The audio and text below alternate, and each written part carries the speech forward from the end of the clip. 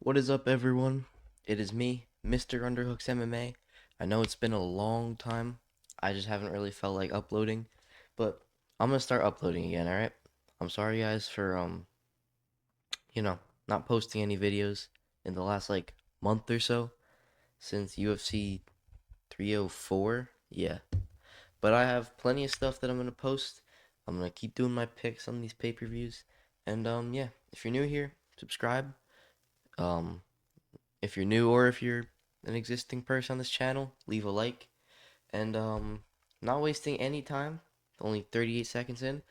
Let's get right into it.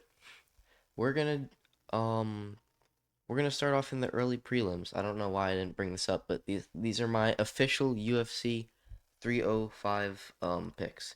All right, so first fight of the night, we have Stuart Nickel, I think that's how you say it, versus Jesus Aguilar. I think he fought one time since I last saw him fight, but he fought on the UFC Noche card.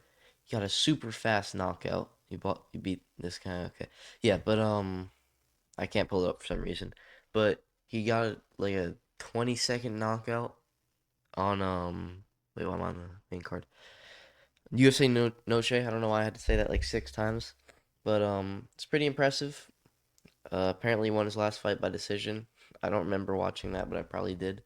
And Stuart Nickel, I don't know who this guy is. Let's go to his Dog. It's the best. No, where is it? I guess we gotta use typology. Okay, undefeated, 8-0. He's 5'5". All right. They can't show his reach. He's a flyweight. Let's see. Um, TKO ground and pound. Okay, so this guy's definitely a grappler. I mean, and you don't hit inverted triangles as like just a regular striker, you know. Rear naked choke, armbar, ground and pound. So he's definitely a grappler. I really haven't seen much in the grappling department of Jesus Aguilar, so I don't know how he'll fare.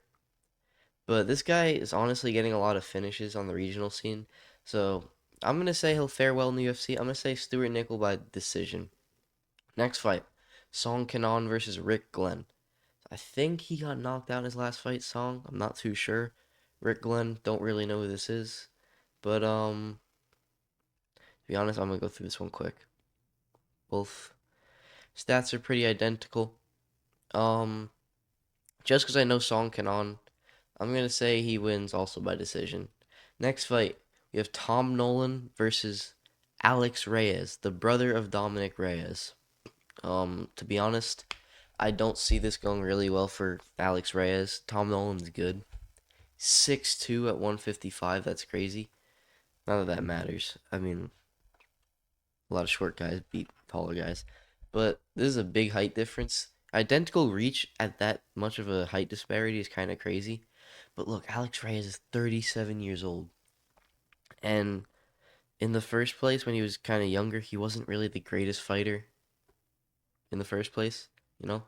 So, honestly, I'm pretty confident in saying Tom Nolan by TKO, but I'm gonna say round three TKO. I'm gonna say he's gonna kind of be beating him up for a lot of the fight, and he's gonna get the TKO later on. You know, only three prelims. Oh no, okay. Ooh, this is this is probably gonna be lock of the night. We got Jack Jenkins versus Herbert Burns. Herbert Burns just got knocked out by Julio Arce, I believe. Jack Jenkins coming off kind of a fluke loss to Chepe uh Mar Mariscal. I don't know, but yeah, he was doing really well. He just got tossed, and I think his elbow dislocated, and that's how the fight ended. So count as a TKO on his record, but obviously he didn't actually get TKO'd. So this is pretty easy for me. Jack's a really good grappler. He's got decent striking as well. Herbert is not the greatest fight. I think this was kind of handpicked to kind of get Jack back on track, you know. So I'm gonna say Jack Jenkins by he could finish Herbert, honestly. I might say another KO, honestly. I'm gonna say round two KO. Next fight, This isn't gonna be very fun. Casey O'Neill versus Luana Santos. This is a really fast turnaround. I didn't even realize that. This has to be on short notice. When was her last fight? Yo, July 13th? Okay, it was a little over a month ago. It's still a quick turnaround. It was a quick sub. She didn't take much damage. I don't even know if she got hit, honestly. Um, no, she actually did get hit a little bit. What the heck? I don't remember that. But yeah, I don't think this fight's gonna be too interesting. Casey O'Neill won her last fight, not too impressively, I don't think, but she still won it. This, I think they're gonna. Luana's gonna try to get it to the ground, you know. But I think Casey's gonna kind of do her thing on the feet.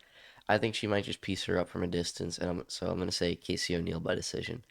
Next fight we got Josh Culibao versus Ricardo Ramos. I don't know really who Ricardo Ramos is. I probably should, but I don't. Josh Culibao, he's pretty decent. Who do you fight last? Check real quick. Oh, okay, Lerone Murphy, not a bad loss at all. Danny Silva, split decision. Who's Danny Silva? Okay, I mean, I guess kind of a valid loss. I'll move my mic. This is hurting my neck to sit up here. Okay. Yeah, Josh Coolbaug's good, but I don't know. I could probably see him losing this just because this Ricardo Ramos guy seems alright. Let's see who he's beaten before. Oof. Got subbed by Julian Erosa. I mean, who really doesn't when they lose to him? Charles Jourdain subbed him too. Round one, that's bad. You know what? Honestly, I'm gonna pick Josh Culibao. Never mind. Screw that. Josh Culibao, let's go by sub. We're gonna see a pattern right here. He's gonna sub him. Um, Last fight of the early prelims. Prelims. This is the featured prelim. Junior Taffa versus Walter Walker. Walter is such a weird name. Walter. Um, I don't know. I tried to think of a Breaking Bad line, but I forgot all of them. But yeah, Junior Taffa, the brother of Justin Taffa, and Walter Walker, the brother of Johnny Walker. So this is like the battle of the brothers tonight. This is gonna be pretty fun. And honestly, I'm gonna say Junior Taffa by KO, because who doesn't this guy KO when he beats them? Um, Last fight it's like a day notice. He lost it to Marcos Rogerio de Lima. It was kind of a dumb fight to pick. You know, his brother pulled out, so he filled in for him, and yeah, it just didn't go his way, you know? But Walter Walker, he's okay. He lost his UFC debut. He was undefeated before that. 6'5". The Walker brothers are tall, holy. But yeah, I'm gonna say Junior Taffa, honestly, by KO. Probably round one. Alright, on to the main card, guys. Oh, we're already 8 minutes in. I'll try to keep this kind of quick, because I kind of have my picks already decided. First fight of the main card, Return of the Leech, Jingliang, versus Carlos Prates. This man smokes a pack of ciggies, um, before every fight, I think. Pretty crazy stuff, dude. He's not even terrible. I think he's one of the fighting nerds. I think that's the team he's on. Um, Everyone's excited for the Leech to be back. You know, his career's kind of been riddled with injuries and all that. So, kind of stinks, but it is what it is, you know? So, yeah, with all that being said, it's really sad, but the Leech is like 2-3 or 3-2 in his last five. I think Carlos Prates might finish him. I think we're gonna get another KO. I think Carlos Prates. I think he's gonna KO the Leech in like round two.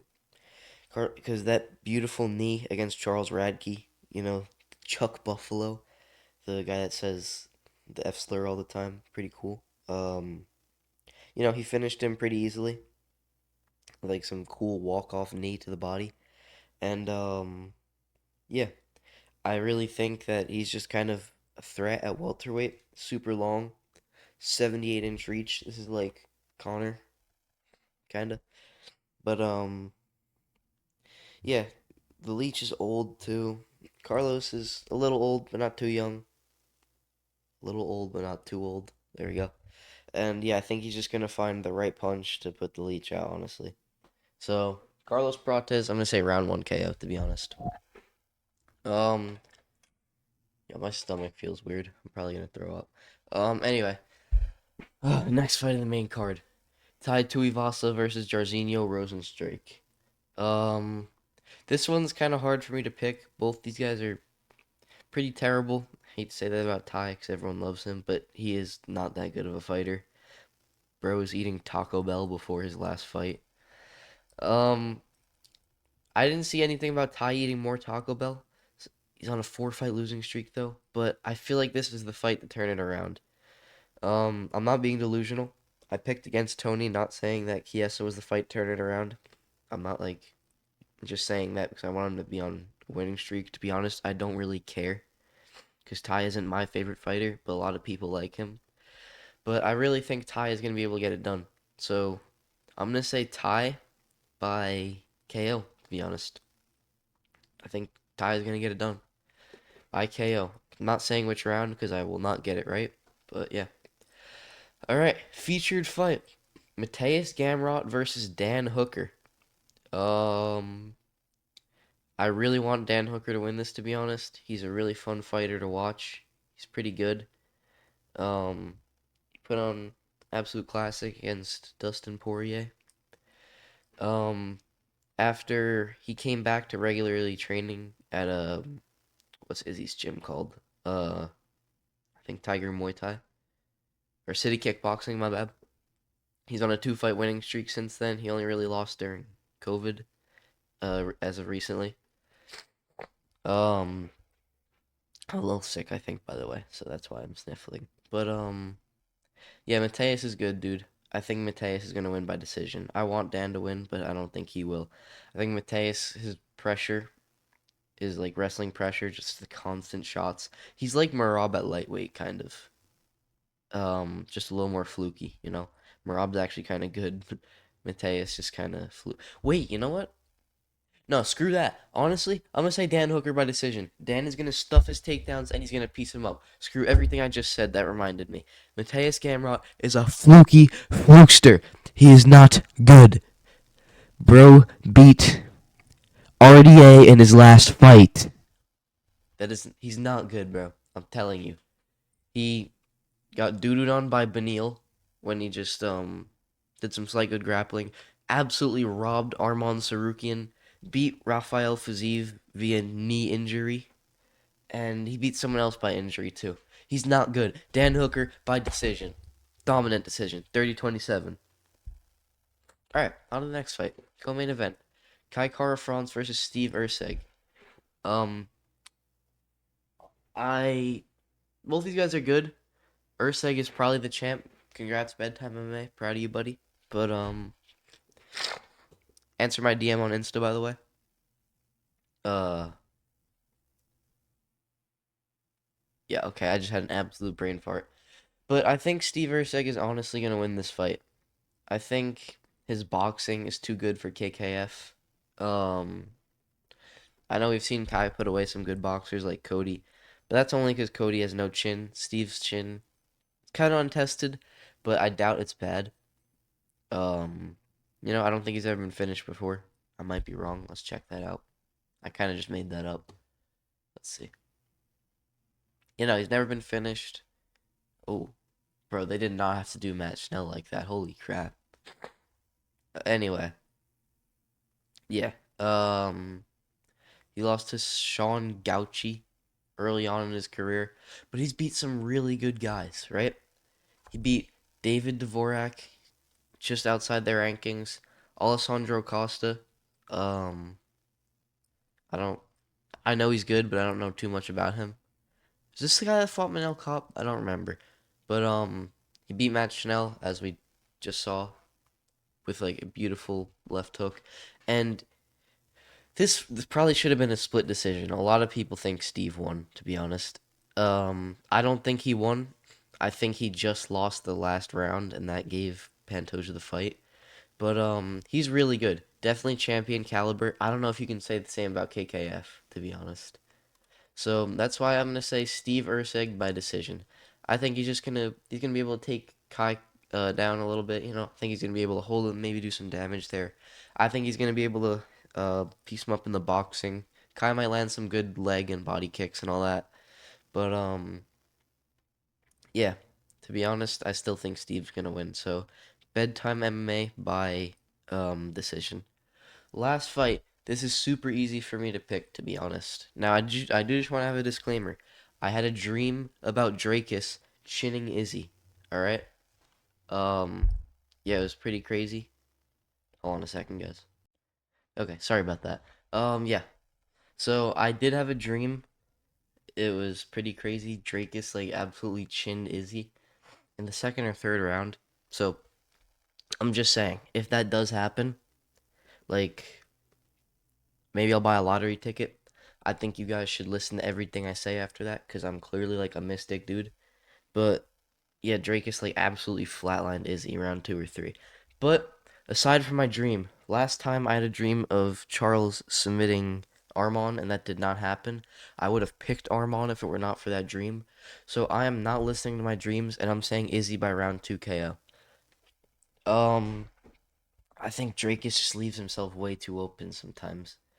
He runs in with his punches. He just swings really hard and hopes they connect. If they don't connect, he's kind of screwed.